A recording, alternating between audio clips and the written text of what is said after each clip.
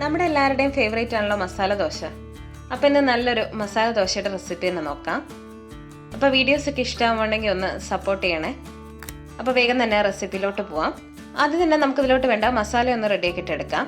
അതിനായിട്ടൊരു കുക്കറിലോട്ട് medium സൈസിലുള്ള 2 ഉരുളക്കിഴങ്ങ് ഒന്ന് ഇട്ട് കൊടുക്കാം. ഇതിലോട്ട് ഒരു 1/2 ടീസ്പൂൺ ഉപ്പും ഈ കിഴങ്ങ് മുങ്ങി നിൽക്കാൻ പാകത്തിന് വെള്ളവും കൂടി ഒഴിച്ച് ഒരു 3 വിസിലിന് ഇതൊന്ന് വേവിച്ചെടുക്കാം. ആദ്യത്തെ ഒരു വിസിൽ ഹൈ ഫ്ലെയിമിലും ബാക്കി 2 ലോ ഫ്ലെയിമിലാകുമ്പോഴേക്കും കിഴങ്ങ് നന്നായിട്ട് തന്നെ വെന്ത് കിട്ടും. ഇനി ഒരു പാൻ വെച്ച് ഇതിലോട്ട് കുറച്ച് വെളിച്ചെണ്ണ ഒഴിച്ചു കൊടുക്കാം. എണ്ണയൊന്ന് ചൂടായി തുടങ്ങുന്ന സമയത്ത് 1/2 ടീസ്പൂൺ കടുക് ചേർത്ത് കടുക് ഒന്ന് പൊട്ടി വരുമ്പോൾ 1 ടീസ്പൂൺ ഉഴുന്നുപരിപ്പ് ചേർത്ത് കൊടുക്കാം. ഈ ഉഴുന്നുപരിപ്പിൻ്റെ കളറൊക്കെ മാറി ഒരു ലൈറ്റ് ഗോൾഡൻ കളറാവുന്ന നേരത്ത് ഇതിലോട്ട് ഒരു ചെറിയ കഷ്ണം ഇഞ്ചി ചോപ്പ് ചെയ്തതും കുറച്ച് കറിവേപ്പിലയും ഒരു മീഡിയം സൈസിലുള്ള സവാള സ്ലൈസ് ചെയ്തതും പിന്നെ 2 പച്ചമുളക് നീളത്തിൽ അരിഞ്ഞതും ഒരു ചെറിയ കഷ്ണം ക്യാരറ്റും കൂടി ചേർത്ത് കൊടുക്കാം. ഈ ക്യാരറ്റ് ഓപ്ഷണൽ ആണ്, അപ്പോൾ ആവശ്യമുണ്ടെങ്കിൽ മാത്രം ചേർത്താൽ മതി. എന്നിട്ട് ഇതൊന്ന് മിക്സ് ചെയ്ത് കൊടുക്കാം. ഈ സമയത്ത് നമുക്ക് ഇതിലോട്ട് വേണ്ട ഉപ്പ് ചേർത്ത് കൊടുക്കാം. ഒരു 1/4 ടീസ്പൂൺ ഉപ്പൊക്കെ മതിയാവും. 1/2 ടീസ്പൂൺ മഞ്ഞൾപ്പൊടിയും കൂടി ചേർത്ത് കൊടുക്കാം. എന്നിട്ട് നന്നായിട്ട് തന്നെ ഒന്ന് ഇളക്കി കൊടുക്കാം. ഈ സവാളയൊന്നും നന്നായിട്ട് തന്നെ ഒന്ന് വഴന്ന് കിട്ടേണ്ട കാര്യമൊന്നുമില്ല. ചെറുതായിട്ടൊന്ന് കളറ് മാറി വരുന്ന സമയത്ത് ഇതിലോട്ട് ഒരു 1/4 കപ്പ് വെള്ളം ഒഴിച്ചു കൊടുക്കാം. ഇനി ഇതിങ്ങനെ ഇരുന്ന് ഈ വെള്ളം ഒന്ന് ചൂടായി തുടങ്ങട്ടെ. ഈ സമയത്ത് നമ്മൾ കിഴങ്ങൊക്കെ നന്നായിട്ട് തന്നെ വെന്ത് കിട്ടിയിട്ടുണ്ട്. ഇനി ഇതിൻ്റെ തൊലി കളഞ്ഞ് ഇതൊന്ന് മാഷ് ചെയ്ത് കൊണ്ടുവരാം. എന്നിട്ടിത് നമ്മൾ മസാലയിലോട്ട് ചേർത്ത് കൊടുക്കാം. ഇനി ഇതെല്ലാം കൂടി നന്നായിട്ട് തന്നെ ഒന്ന് മിക്സ് ചെയ്തെടുക്കാം.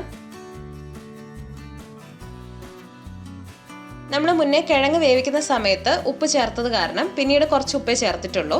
അപ്പോൾ ഈ സമയത്ത് ഉപ്പൊക്കെ നോക്കിയിട്ടൊന്ന് ബാലൻസ് ചെയ്താൽ മതിയാവും. ഇപ്പം നമ്മുടെ മസാല റെഡി ആയിട്ടുണ്ട്. ഇനി ദോശ ഉണ്ടാക്കാൻ തുടങ്ങാം. ദോശ പരത്തുന്ന സമയത്ത് വളരെ നൈസായിട്ട് വളരെ തിന്നായിട്ട് തന്നെ പരത്തിയെടുക്കാൻ പ്രത്യേകം ശ്രദ്ധിക്കണം.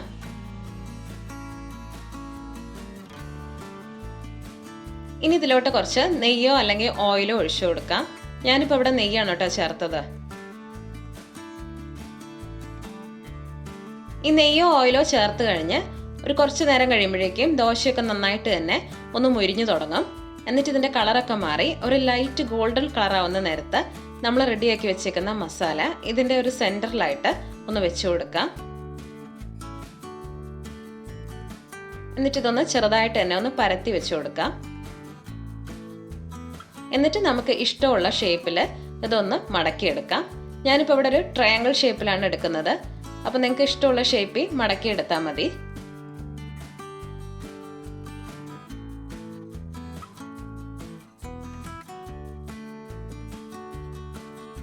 ഇപ്പോൾ നമ്മുടെ restaurant style masala dosa ready ആയിട്ടുണ്ട്. അപ്പോൾ ഇതിൻ്റെ മസാല നല്ല ടേസ്റ്റിയാണ്. പിന്നെ നമുക്ക് മസാല ദോശയ്ക്ക് മാത്രമല്ല ഈ മസാല പൂരിയുടെ കൂടെയൊക്കെ നല്ല അടിപൊളി കോമ്പിനേഷനാണ്. അപ്പോൾ എല്ലാവരും ഒന്ന് ട്രൈ ചെയ്ത് നോക്കൂ. പിന്നെ ദോശയുടെ കൂടെ കഴിക്കാൻ പറ്റുന്ന 2 നല്ല ചട്നിയുടെ റെസിപ്പിയും കൂടി നമ്മുടെ ചാനലിൽ പോസ്റ്റ് ചെയ്തിട്ടുണ്ട്. അപ്പോൾ എല്ലാവരും ഒന്ന് ട്രൈ ചെയ്ത് നോക്കിയിട്ട് ഫീഡ്ബാക്ക് അറിയിക്കണേ. അപ്പോൾ നമുക്ക് പുതിയ വീഡിയോ ആയിട്ട് കാണാം. Thank you.